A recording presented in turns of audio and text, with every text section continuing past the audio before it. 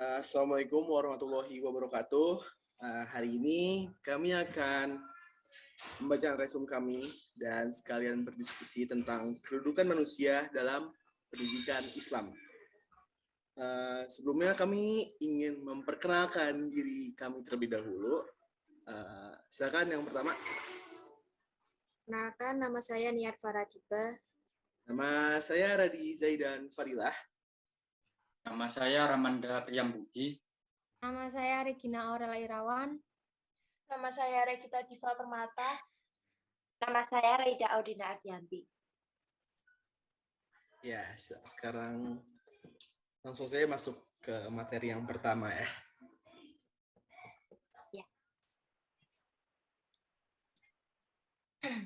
Oke, mau aku bacakan dulu ya hasil resume dari kedudukan manusia dalam pendidikan Islam. Hakikat manusia menurut Islam ada dua, yaitu aspek material dan aspek imaterial. Dari segi aspek material, manusia berasal dari benda padat berupa tanah kasar. Manusia berasal dari saripati, dari tanah, lalu menjadi air mani, yang tersimpan dalam tempat yang kokoh. Kemudian manusia dijadikan daging, lalu dari mudghah tersebut itu insya Allah menjadikannya tulang. Lalu tulang itu dibungkus daging menjadi makhluk yang berbentuk lain, yaitu janin. Lalu Allah meniupkan roh dan nyawa sehingga menjadi makhluk yang bernyawa. Dari segi material, manusia terlihat dari aktivitas jasaniahnya. Menurut Imam Ghazali, aspek imaterial tersebut terdiri atas pertama, ruh berupa daya manusia, mengenal dirinya, mengenal Tuhannya, kemampuan mempelajari ilmu, pengetahuan, kepribadiannya, akhlaknya, dan sebagai penggerak dalam aktivitas ibadah kepada Tuhannya. Kedua, nafs, berupa panas alami yang ada pada pembuluh nadi, otot, syaraf, tanda kehidupan, dan nyawa. Nafs sendiri terdiri atas nafs insyaniyah atau nafs malakia, dan nafs yang hawaniyah atau nafs bahamiyah. Untuk merantai kedua nafs tersebut, manusia diberi akal. Oke, selanjutnya Radi.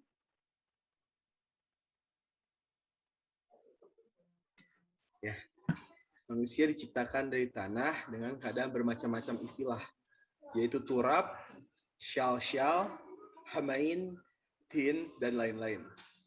Keistimewaan manusia dari makhluk lain yaitu manusia diciptakan oleh Allah dengan dibekali beberapa keistimewaan. Hal ini menunjukkan bahwa dalam diri manusia terdapat potensi, atau yang sering kita kenal juga dengan SDM, sumber daya manusia. Nah, dari SDM ini, manusia berperan aktif sebagai pelaku atau subjek pendidikan yang dapat mengembangkan potensi yang ada dalam diri manusia sendiri dan potensi yang ada di sekeliling mereka. Selanjutnya saya akan membacakan mengenai proses kejadian dalam Islam.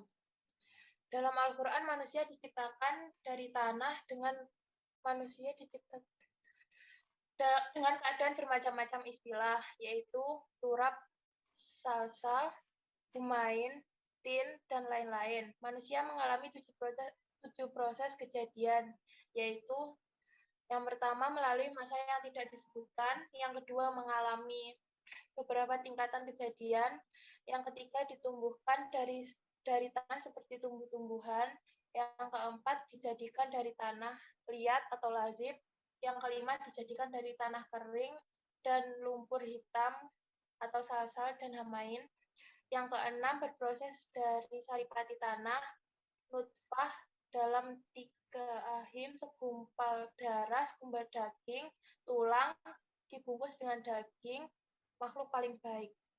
Kemudian yang ketujuh ditiupkan roh. Selanjutnya, saya akan membacakan sifat-sifat manusia. Manusia yang dibawa sejak lahir dan memiliki keistimewaan. Keistimewaan sebagai berikut. 1. Beriman kepada Allah. 2. Berkemampuan dan bersedia untuk menerima kebaikan dan keturunan atas dasar kemampuan untuk menerima pendidikan dan pengajaran. 3. Dorongan ingin tahu untuk mencari hakikat kebenaran yang berwujud daya untuk berpikir. 4. Dorongan biologis yang berupa syahwat atau sensual pleasure, ghadab atau rasa marah, dan tabiat insting. kekuatan-kekuatan lain dan sifat-sifat manusia yang dapat dikembangkan dan dapat disempurnakan. Selanjutnya, saya akan membacakan tentang manusia sebagai elemen utama dalam pendidikan Islam. Berbicara tentang pendidikan tidak bisa dilepaskan dari kajian tentang hakikat manusia, karena manusia adalah pelaku dari pendidikan itu sendiri. Baik sebagai pendidik, anak pendidik, tenaga kependidikan, maupun sebagai penyelenggara dan pelaksana pendidikan.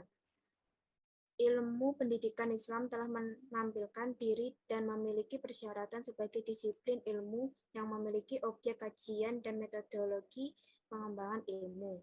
Selanjutnya, pengembangan manusia dalam perspektif pendidikan Islam. Manusia diciptakan oleh Allah sebagai makhluk yang diharuskan untuk selalu beribadah pada Allah. Selain itu, manusia difungsikan sebagai khalifah di bumi dengan tugas untuk memelihara dan memakmurkan bumi. Karena bumi dengan semua sistem ekologi yang telah diciptakan Allah, itu sudah merupakan tempat yang baik bagi kelangsungan hidup manusia. Manusia harus menyadari bahwa segala tindakan yang menimbulkan kerusakan di bumi harus dihentikan. Karena tindakan destruktif manusia bisa merusak keseimbangan alam. Yuk, ini yang ingin memberikan tujuan penulisan.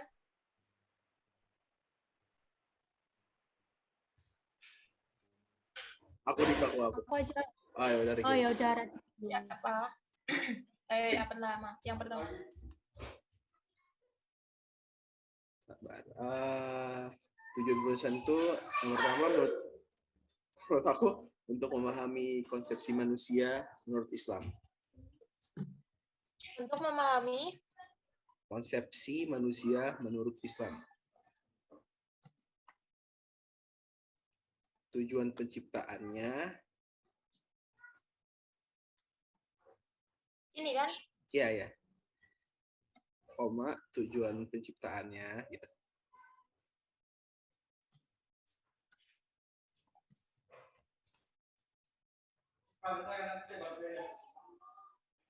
Koma, fungsi.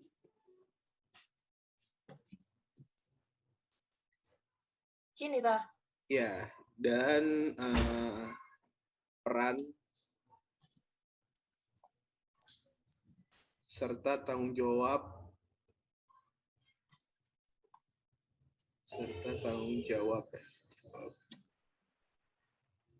sebagai khalifah dan hamba Allah.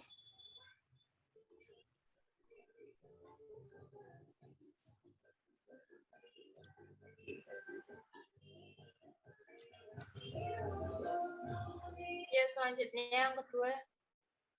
Aku. Oke. Kalau menurutku tujuan penulisannya itu untuk meyakini kebenaran konsep manusia menurut Islam,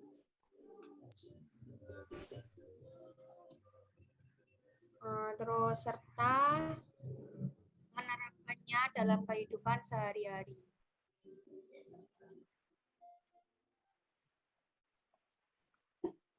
Mungkin ada yang lain bisa ditambahkan.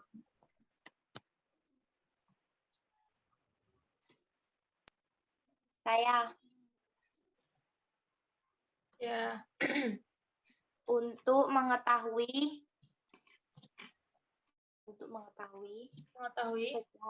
secara pasti mengenai hakikat.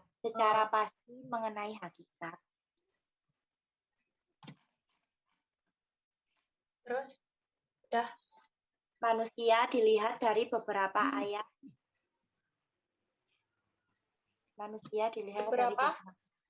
Ayat Al-Quran maupun hadis.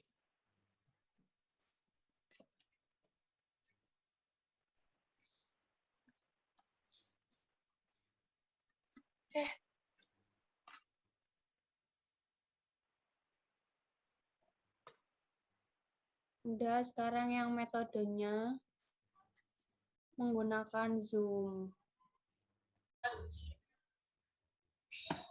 Oke guys, laporan hasil diskusinya, siapa yang bisa untuk masalah yang ditemukan? Apakah ada masalah yang kalian temukan? Ada. Terserah deh. Siapa dulu? Oke, Reida bisa. Apa? Aku carry aja. Apa carry tulisannya? Ada Reida nomor berapa? Aku dulu aja tadi siapa yang Ya wes. Siapa dulu, aku apa siapa? Yes, Regita. kamu aja Tara kita. Udah. Kok ada pertanyaan.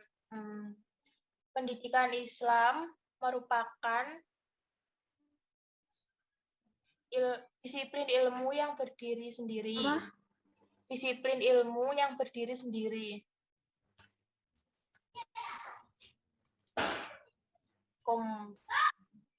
Koma. Ia merupakan ilmu yang ilmiah.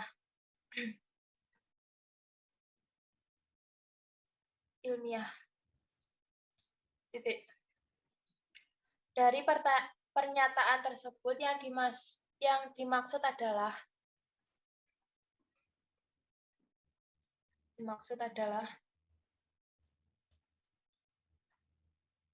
Oke, aku yang kedua ya. oke. Aku tanya kayak apa yang dimaksud dengan subjek dan objek yang ada pada objek material?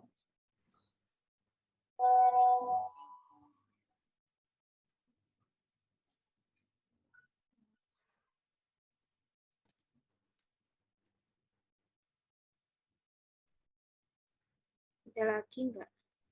Aku Selanjutnya, Oke, Reida. manusia diciptakan dengan keadaan bermacam-macam. Istilah meliputi apa saja? Diciptakan Dengan keadaan bermacam-macam istilah.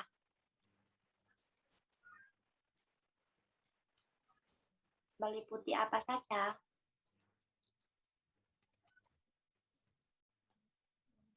Ready gak iku gak on cam.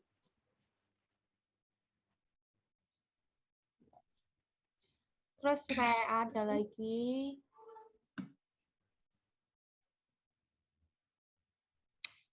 ayo. Oh, Norbat. Rama. Yang nomor 4, Rama aja. Oke, Rama. keistimewaan manusia dari makhluk lain apa saja?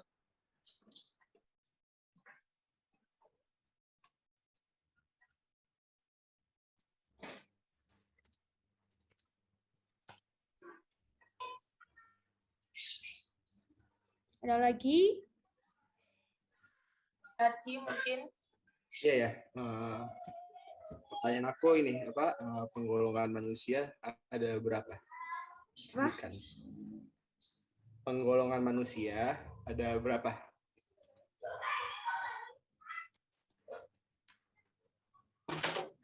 Rida kemana? Kok hilang? Sebentar. Oke, udah tanya, nggak ada yang tanya lagi?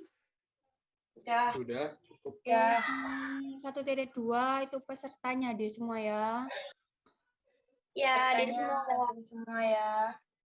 Oke. Hadir. Ketik nanti juga nggak apa.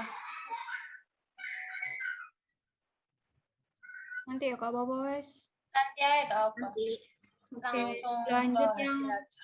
hasil diskusi.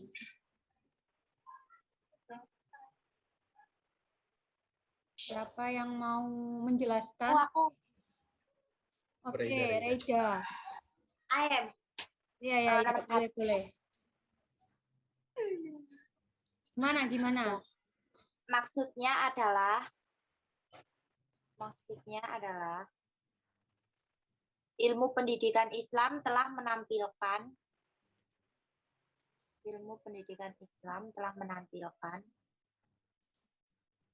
diri dan memiliki persyaratan sebagai disiplin ilmu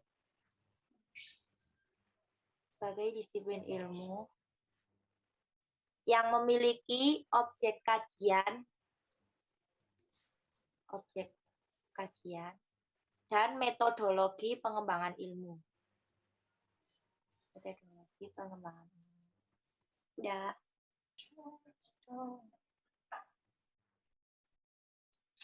Ada yang tahu nomor 2? Yang nomor 2 Siapa? Aku. Oh, Radi. Mana? Oke. oh Radika. Nomor 2 itu yang dimaksud dengan subjek objek yang ada di objek material ya. Maksudnya itu adalah maksud dari subjek objek didik. Apa? Gak kedengeran. Maksud dari subjek objek didik dalam pandangan Islam itu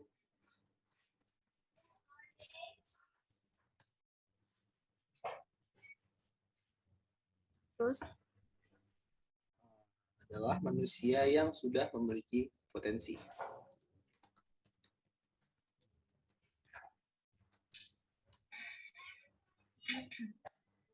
sudah. Menjadi sasaran objek yang ditumbuh kembangkan. Itu. Agar menjadi manusia yang sempurna sesuai dengan ajaran Islam.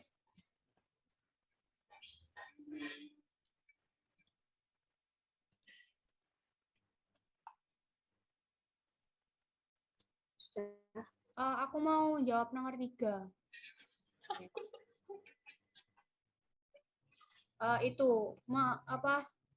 Manusia itu meliputi turab atau tanah, terus syal.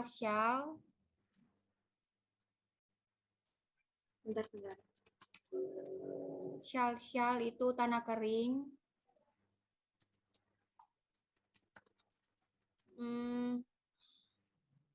Hamain atau lumpur hitam. Dan tin tanah kering.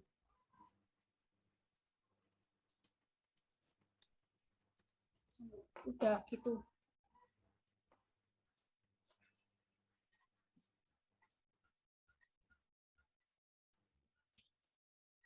Yang nomor 4.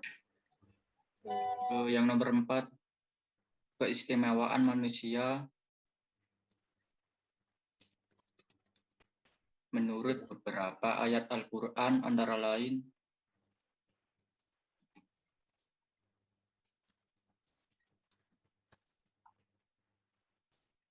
yang pertama, manusia sebagai ciptaan yang tertinggi dan terbaik. Sebagai ciptaan yang tertinggi dan terbaik.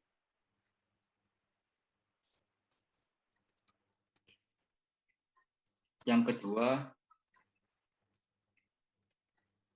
manusia dimuliakan dan diistimewakan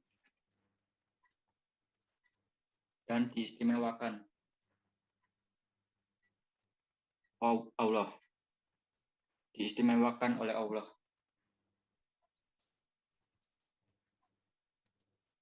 Yang terakhir, memiliki peranan khalifah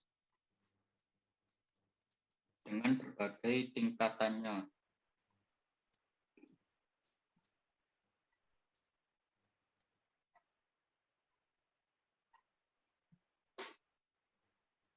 Selanjutnya nomor 5. Itu yang nomor 4 sudah kan? Sudah. Selanjutnya yang nomor 5 aku yang jawab. Ya. Penggolongan manusia dibedakan menjadi 2. Yang pertama,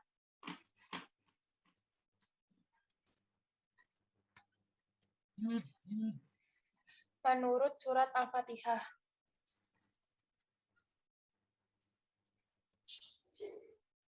Dan yang kedua,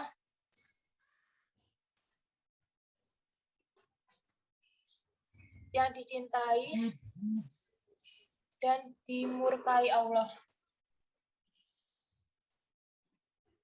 Sudah. Oke. Oke, sudah ya. Ya kan? Sudah? Sudah.